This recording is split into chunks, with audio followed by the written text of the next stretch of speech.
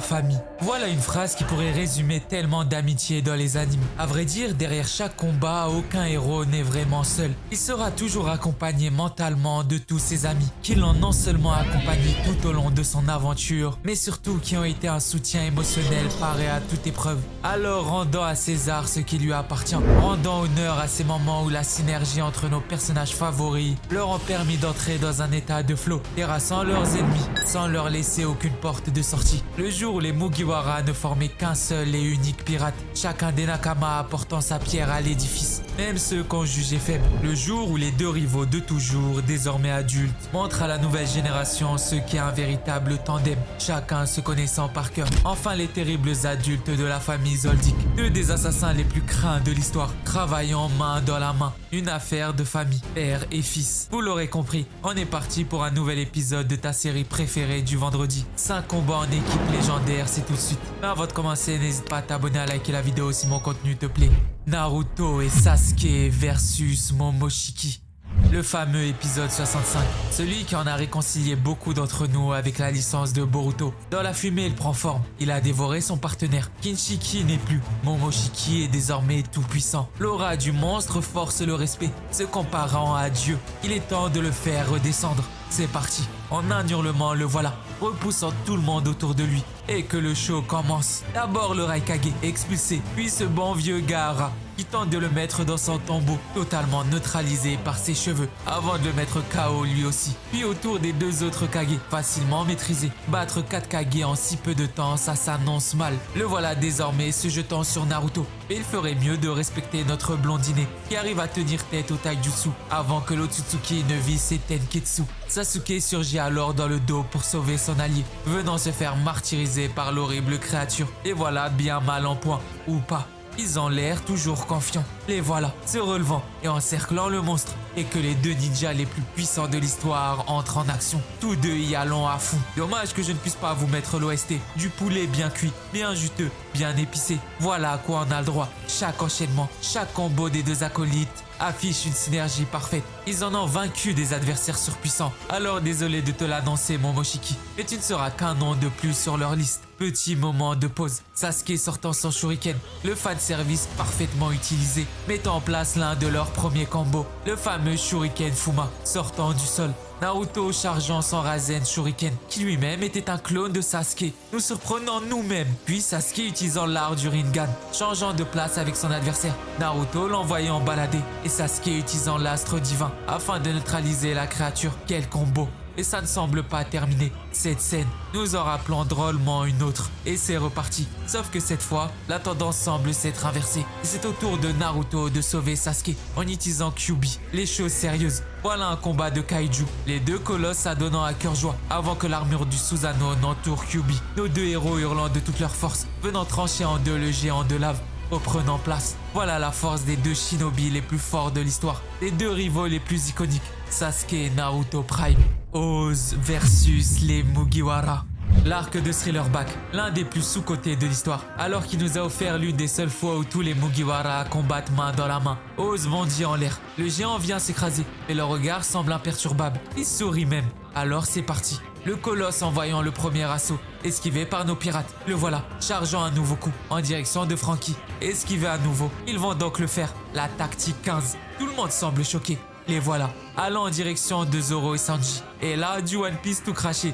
Même dans les situations les plus tendues, ils arrivent à nous faire rire et à sortir quelque chose de totalement absurde. Les Mugiwara formant un robot humain. Puis cet enchaînement de plans à mourir de rire. Ils réalisent qu'il manque le bras gauche, demandant à Robin de se joindre à eux, refusant tout simplement. Car en tant qu'être humain, c'est juste honteux. Même Oz semble choqué de la brutalité des propos, avant de venir envoyer les 3 clowns dans le décor. Zoro prend les choses en main et Sanji lui vient faire diversion. Usopp lui charge sa bille, venant faire perdre l'équilibre du monstre. Sanji viendra propulser Zoro en l'air, qui lui visera son autre bras. L'impact est lourd. Robin utilisera son fruit du démon avant d'enlacer son bras. Le voilà totalement désorienté. Franky viendra utiliser son super escalier flottant, épaulé par Chopper, bondissant et venant envoyer le coup final, lui permettant de sonner la chose. Mais même comme ça, elle ne tombe pas. elle vacille. Alors Sanji ira de son coup de pied également, venant poser la cerise sur le gâteau, faisant trépasser la créature. Malheureusement, ce n'est pas suffisant et il se relève. Alors c'est reparti, avec Luffy et Brook cette fois, qui escaladent l'immense tour. Plus haut des nuages, Ami venant faire pleuvoir des cordes. De l'autre côté, le conduit est finalisé. Ils vont alors le faire, envoyant une puissante brise glacée, bloquant le géant qui était déjà mouillé. Puis Sanji, qui enverra une immense chaîne bloquer toujours plus Oz. Plus loin, Brook envoie Luffy s'écraser en contrebas. Zoro, lui, doit se charger du ventre du monstre, venant lui lacérer l'abdomen. La chaîne, elle, se serre toujours plus, et la colonne du monstre est droite. On comprend alors où ils veulent aller. Il ne reste plus que le coup final du capitaine. Le bon vieux Gear fuit, Luffy envoyant son bazooka en pleine face du titan, venant lui briser les os, et ainsi remporter le combat. Asta et Yuno versus Licht.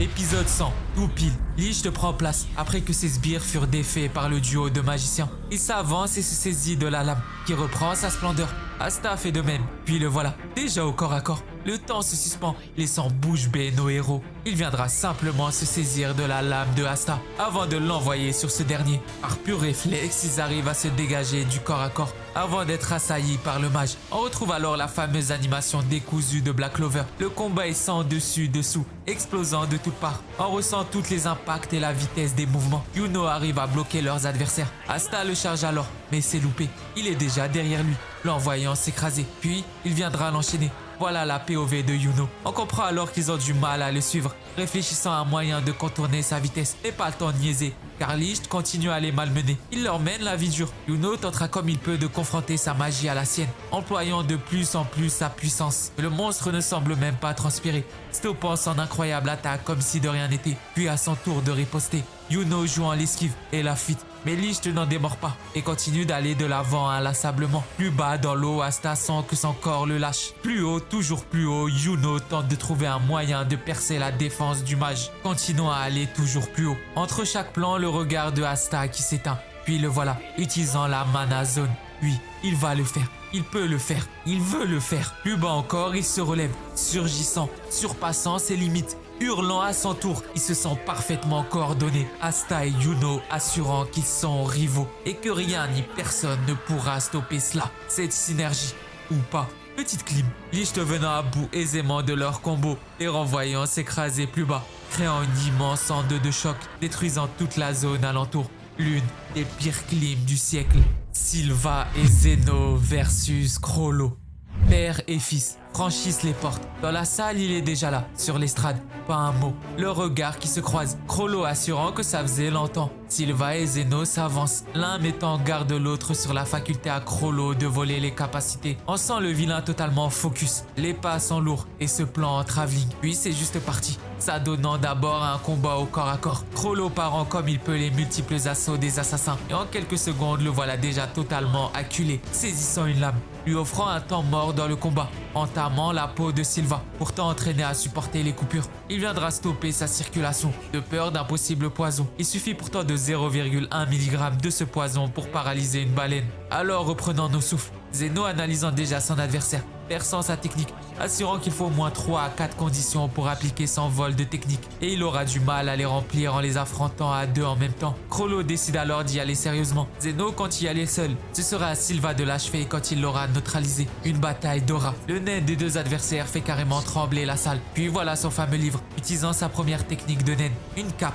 Zeno utilisant lui aussi sa technique du dragon, venant l'envoyer à toute berzingue sur Chrollo, le repoussant ou pas. Zeno comprenant que Chrollo n'a d'autre choix que de garder son livre en main pour utiliser ses techniques, venant l'enchaîner de toutes parts, ne lui laissant aucun répit, ne le laissant pas l'occasion de s'approcher de lui. Maintenant à la distance. Pendant ce temps, Sylva charge, souhaitant acculer son adversaire. Il a évolué depuis la dernière fois. Puis l'enchaînement de plans. Zeno arrive à le neutraliser avant de l'enchaîner de coups de poing. Sylva charge également sa technique et compte l'achever, l'envoyant à toute puissance sur le chef de la brigade, faisant trembler le bâtiment, mettant ainsi fin au combat. Itadori et Nobara versus Ezo. Directement dans le feu de l'action. Un pouvoir qui nous rappelle Chozo, mais c'est bien Ezo qui fait courir nos héros à vive allure. Itadori se saisissant de Nobara, se propulsant à toute vitesse, s'enfonçant dans la forêt, puis les voilà sur la route en quelques secondes, avant d'être attaqué par un nouveau fléau. Nobara, elle aussi touchée, Les voilà en bien fâcheuse position. Le fléau venant activer son pouvoir, entamant un processus de décomposition. Leur temps est compté. Nobara, tout sourire, viendra s'enfoncer un clou, venant faire reflet sur les fléaux. Voilà un test d'endurance qui se lance. Si elle doit mourir ici, autant les prendre avec elle. Yuji n'a pas de temps à perdre également. Et pendant que Nobara les neutralise, il viendra envoyer un vilain punch en plein visage au fléau. Après tout, il est le réceptacle du roi des fléaux. Et ce n'est pas un poison qui le stoppera, venant enchaîner le fléau sans répit. Et pendant ce temps, Nobara, elle, continue de les bloquer. Puis les voilà, switchant, jouant parfaitement avec les forces et faiblesses de chacun. Le fléau annule son sort pour sauver son frère, libérant Yuji de ses entraves, venant acculer le fléau à nouveau. Le combat physique, voilà son terrain de jeu favori. De l'autre côté, Nobara, elle, n'y va pas de main morte. Ils vont le faire alors, tous deux, chargeant leurs attaques. Puis cet enchaînement de plans, de visages, en parfaite synchro avec la musique. Le rayon noir, le voici. Les deux exorcistes venant coucher leurs adversaires, ou pas. Oh que si, Nobara venant claquer des doigts. Et quel dernier épisode pour conclure cette saison. Nobara prenant enfin en assurance. Il y a toujours un duo dans un trio. Et je crois bien qu'on a trouvé le nôtre dans JJK. Désolé Megumi. Bon voilà, nouvel épisode avec un nouveau thème. Dis-moi ta scène préférée du jour. Personnellement, c'est celle des Mugiwara parce que j'ai commencé One Piece avec l'arc Thriller Back. Je sais, je suis bizarre. Propose-moi d'autres scènes en équipe pour un deuxième épisode afin de m'aider.